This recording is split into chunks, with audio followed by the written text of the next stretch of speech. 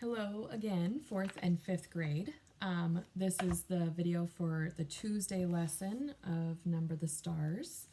Before we start, I want to just do a quick geography review from a couple weeks ago when you did the map. So it's going to be a little tricky to show you because it's so small.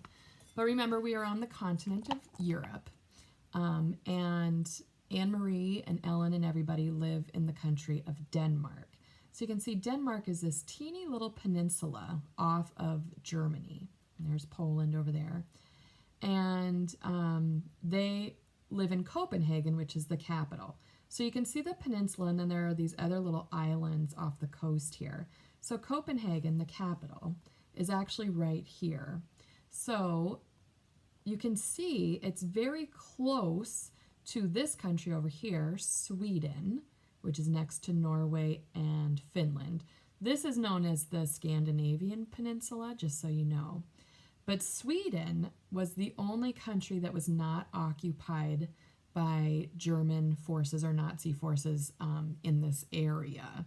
So anyways, just know that near Copenhagen, if they were to go to the coast, Copenhagen's not right on the coast, but if they were to travel to the coast, they would be looking out at the Baltic Sea, and they would be able to see Sweden across the waterway there. So just keep that in mind. Going over this way, you would see the North Sea, and then you're getting towards, England and Ireland. North America is over here. But anyways, this is kind of where we're at. So this is where they live, and keep this in mind as far as they can look across to Sweden, which is a free country from Nazi soldiers, and they look out at the Baltic Sea. Okay? All right, so when we left off in chapter 5, the Nazi soldiers had come searching for the Rosen family, and when they saw that their apartment was empty, they went over to the Johanssons' apartment, and they were almost caught because they were suspicious of Ellen's brown hair. But luckily, in Lisa's baby picture, as a baby, Lisa had brown hair as well. Okay, so as usual, grab your book, pause the video if you need to, grab your book. We are on chapter 6, which is on page 50, and you guys follow along as I read. This is called, Is the Weather Good for Fishing? We must think what to do, Papa said. They are suspicious now. To be honest, I thought that if they came here at all, and I hoped they wouldn't, that they would just glance around, see that we had no place to hide anyone, and would go away. I'm sorry I have dark hair, Ellen murmured. It made them suspicious. Mama reached over quickly and took Ellen's hand. You have beautiful hair, Ellen, just like your mama's, she said. Don't ever be sorry for that. Weren't we lucky that Papa thought so quickly and found the pictures? And weren't we lucky that Lise had dark hair when she was a baby? It turned blonde later on when she was 2 or so. In between, Papa added, she was bald for a while. Ellen and Anne-Marie both smiled tentatively. For a moment, their fear was eased. Tonight was the first time, Anne-Marie realized suddenly, that Mama and Papa had spoken of Lise. The first time in 3 years. And that's just because, obviously, the death of a child or anyone that you love is just so painful. And so sometimes the way people cope is they just don't talk about it. So, all right, top of page 51. Outside, the sky was beginning to lighten. Mrs. Johansson went to the kitchen and began to make tea. I've never been up so early before, Anne-Marie said. Ellen and I will probably fall asleep in school today. Papa rubbed his chin for a moment, thinking. I think we must not take the risk of sending you to school today, he said. It is possible that they will look for the Jewish children in the schools. Not go to school? Ellen asked in amazement. My parents have always told me that education is the most important thing. Whatever happens, I must get an education. This will only be a vacation, Ellen. For now, your safety is the most important thing. I'm sure your parents would agree. Inge? Papa called Mama in the kitchen. and she came to the doorway with a teacup in her hand and a questioning look on her face. Yes? We must take the girls to Henrik's. You remember what Peter told us. I think today is the day to go to your brothers. Mrs. Johansson nodded. I think you are right, but I will take them. You must stay here. Stay here and let you go alone? Of course not. I wouldn't send you on a dangerous trip alone. Mama put a hand on Papa's arm. If only I go with the girls, it will be safer. They are unlikely to suspect a woman and her children.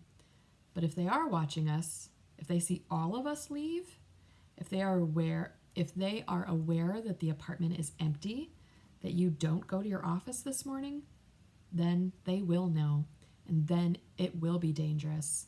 I am not afraid to go alone. It was very seldom that Mama disagreed with Papa. Anne-Marie watched his face and knew that he was struggling with the decision. Finally, he nodded reluctantly. I will pack some things, Mama said. What time is it? Papa looked at his watch. Almost 5, he said. Henrik will still be there. He leaves around 5. Why don't you call him? Papa went to the telephone. Ellen looked puzzled. Who is Henrik? Where does he go at 5 in the morning? She asked. Anne-Marie laughed. He's my uncle, my mother's brother, and he's a fisherman. They leave very early, all the fishermen, each morning. Their boats go out at sunrise.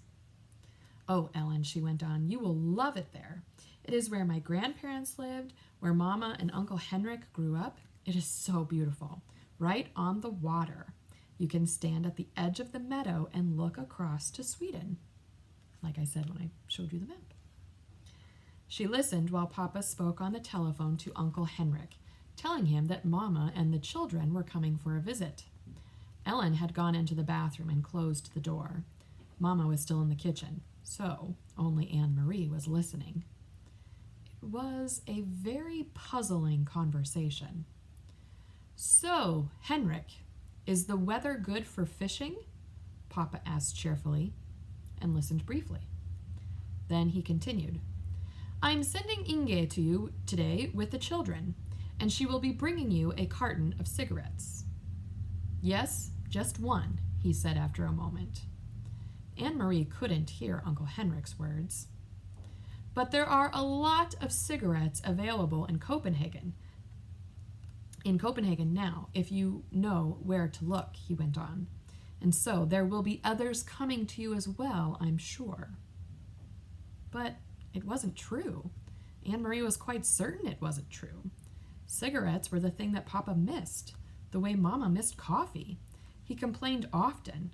He had complained only yesterday that there were no cigarettes in the stores. The men in his office, he said, making a face, smoked almost anything, sometimes dried weeds rolled in papers, and the smell was terrible. Why was Papa speaking that way? Almost as if he were speaking in code. What was Mama really taking to Uncle Henrik? Then she knew. It was Ellen.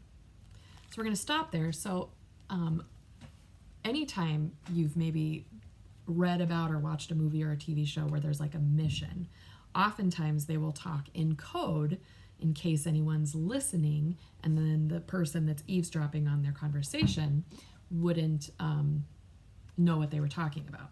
So he wasn't just talking in code because Anne-Marie was listening. He was talking in code because someone could have bugged the phone lines, like the Nazis could have bugged their phone lines and had been listening to their phone conversations. So they used a code. And so it took Anne-Marie a minute, but it said he said, I'm sending Inge to you today with the children, and she will be bringing you a carton of cigarettes. Yes, just one. And so that's the code word for saying they are bringing a Jewish person. And that's why he went on to say there are a lot of cigarettes available in Copenhagen now, if you know where to look. And so there will be others coming to you as well, I'm sure. So he's saying there are other Jewish people in Copenhagen that are basically going to need to find a way out. So that's how they're talking code. And even the way he opened the conversation. So, Henrik, is the weather good for fishing? You'll find out later that that was also code. All right, so we're turning the page. We're at the top of page 54. The train ride north along the Danish coast was very beautiful. Again and again, they could see the sea from the windows.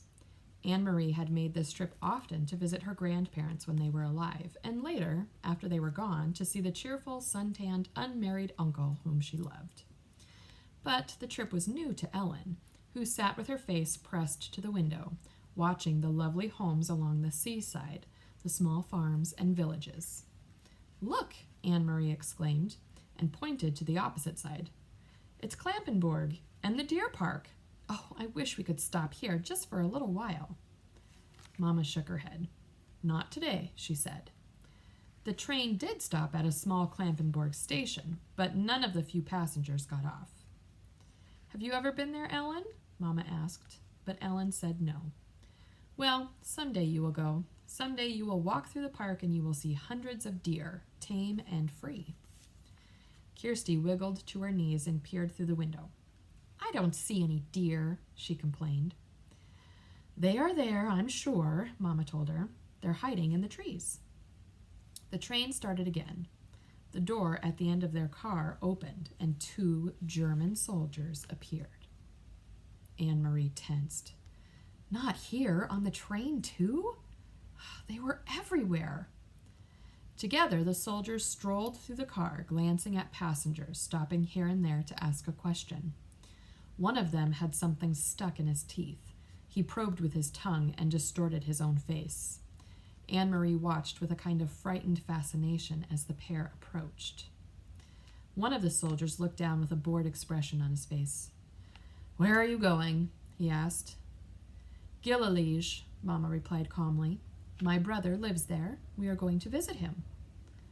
The soldier turned away, and Anne-Marie relaxed. Then, without warning, he turned back. "Are you visiting your brother for the new year?" he asked suddenly. Mama stared at him with a puzzled look. "New Year?" she asked. "It is only October." So if you remember from last week, in the month of last week, I can't remember what chapter it was. Anyways, we talked about that the Jewish New Year is called Rosh Hashanah, and Ellen's family was getting ready to celebrate it when they got word that the list of Jewish names had been stolen from the synagogue. So anyways, this soldier on the train was trying to test her, be like, "Oh, you're going to your brother's for the new year?" Because if she said yes, that would reveal that she was Jewish. But obviously, Mama's not Jewish, and she knows what's going on. So she was like, "Well, New Year? It's only October." "And guess what?" Kirsty exclaimed suddenly in a loud voice, looking at the soldier. Anne-Marie's heart sank, and she looked at her mother. Mama's eyes were frightened. "Shh, Kirsty," Mama said. "Don't chatter so." But Kirsty paid no attention to Mama as usual. She looked cheerfully at the soldier, and Anne-Marie knew what she was about to say. "This is our friend Ellen, and it's her New Year." But she didn't. Instead, Kirsty pointed at her feet. "I'm going to visit my Uncle Henrik," she chirped, "and I'm wearing my brand new shiny black shoes." The soldier chuckled and moved on. Anne-Marie gazed through the window again. The trees, the Baltic Sea, and the cloudy October sky passed in a blur as they continued north along the coast. Close one, huh? "Smell the air," Mama said when they stepped off the train and made their way to the narrow street. "Isn't it lovely and fresh? It always brings back memories for me." The air was breezy and cool and carried the sharp, not unpleasant smell of salt and fish. High against the pale clouds, seagulls soared and cried out as if they were mourning. Mama looked at her watch.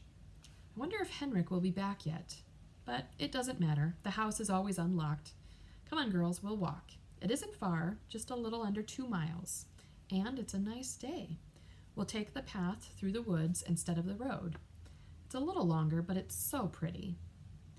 Didn't you love the castle when we went through Helsingør, Ellen? Kirsty asked. She had been talking about Kronborg Castle ever since they had seen it, sprawling massive and ancient beside the sea from the train. I wish we could have stopped to visit the castle. Kings live there, and queens. Anne-Marie sighed in exasperation with her little sister. They do not, she said. They did in the old days, but there aren't any kings there now. Denmark only has one king anyway, and he lives in Copenhagen. But Kirsty had pranced away, skipping along the sidewalk. Kings and queens, she sang happily. Kings and queens. Mama shrugged and smiled. Let her dream, Anne-Marie. I did the same when I was her age. She turned, leading the way along a tiny, twisting street, heading toward the outskirts of the village. Things have hardly changed here since I was a girl, she said. My Aunt Git lived there in that house, she pointed, and she's been dead for years. But the house is the same. She always had wonderful flowers in her garden. She peered over the low stone wall and looked at the few flowering bushes as they passed the house. Maybe they still do, but it's the wrong time of year. There are just those few chrysanthemums left. And see, over there, she pointed again. My best friend, her name was Helena, lived in that house. Sometimes I used to spend the night with her, but more often she came to my house on weekends. It was more fun to be in the country. So we're on page 58. My brother Henrik always teased us, though, she continued with a chuckle. He told us ghost stories and scared us half to death. The sidewalk ended and Mama turned onto a dirt path bordered by trees. When I walked each morning into town for school, she said, my dog followed me this far. At the end of the path, he turned and went back home. I guess he was a country dog and didn't like town. And do you know what? She went on, smiling. I had named him Trofast, faithful, and it was just the right name for him because what a faithful dog he was. Every afternoon, he was always right here waiting for me to return. He knew the right time somehow.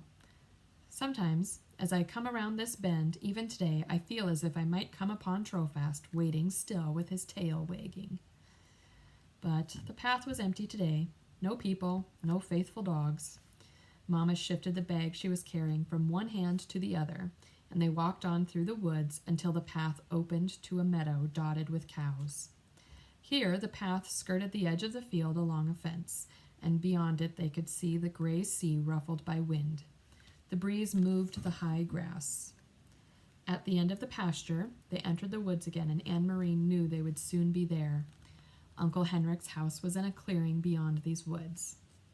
Do you mind if I run ahead? She asked suddenly. I want to be the first one to see the house.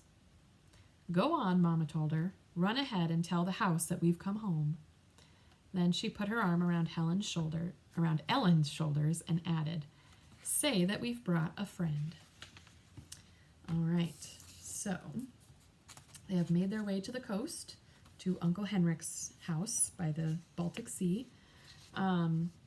Today, on that same quiz time page that you did numbers 1, 2, 3, and 4, today you're going to do 5 and 6. So number 5, what does the code word cigarettes mean? And I talked about that earlier. And number 6, what is Anne-Marie afraid that Kirsty will do on the train ride to visit Uncle Henrik? So think about when the soldiers stopped and asked them some questions while they were on the train. What did Anne-Marie think Kirsty was going to say or give away? So you're going to do numbers 5 and 6. Then, if you just turn the packet over, so there's the quiz time page, over to this page. This is a cause and effect page. So when you think, if you look up here, it says, to determine a cause, just ask, what is the reason? So the cause is a reason, and the effect is the result of that reason. So a cause leads to an effect. So for example, let's say I didn't study for my test. For that reason, or for that cause, I'm probably not going to do very well on my test. So that would be the effect or the result, okay? So match the causes and effects below. Write the numbers of the cause in front of its effect. So this is divided into 2 sections, so you can see the line right here. So up here, there are 5 causes listed, and they're numbered 1 through 5. So read each cause or reason and see what the effect or result was and just match it. So if number 1 matches with one of these, write 1 on the line. Then down here is a second set. So again, read the causes or the reasons and figure out what result they led to or what effect they led to. And write the number on the line. Okay? So you're doing numbers 5 and 6 on this page, and then the cause and effect page. All right. Good job.